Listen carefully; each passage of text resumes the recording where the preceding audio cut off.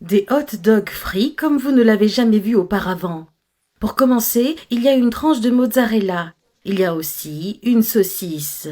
Je vais rouler ce fromage sur la saucisse.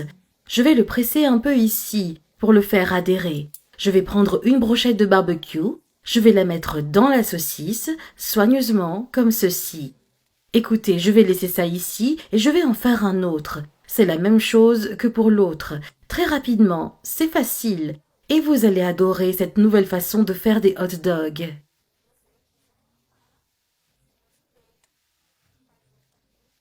Je vais le mettre à côté et je ferai de même avec tous les autres. Voilà les amis, j'ai fait le dernier. Maintenant, nous allons mettre cette saucisse avec le fromage au congélateur pendant 40 minutes. Pour continuer notre hot dog, j'ajoute 2 œufs,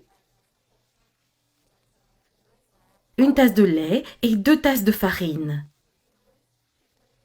Maintenant, nous allons bien mélanger. Oh, cette pâte va être très lisse, très crémeuse, et elle est censée être dure. Vous voyez, les amis? Il suffit de bien la mélanger. Alors, c'est comme ça, c'est très lisse, c'est vraiment cette consistance.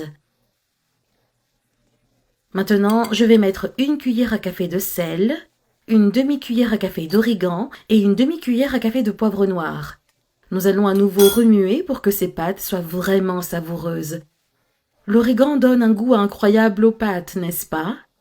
Voilà la consistance de nos pâtes. Elles sont bien assaisonnées, n'est-ce pas? Maintenant, je vais prendre le faitout ici. Je vais le mettre ici et j'ai cette marmite.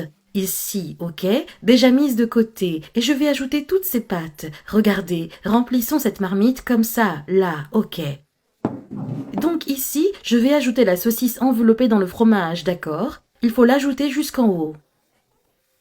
Vous la laissez couler comme ceci et nous allons la mettre ici dans l'huile chaude et vous allez continuer à tourner pour que ce soit frit uniformément.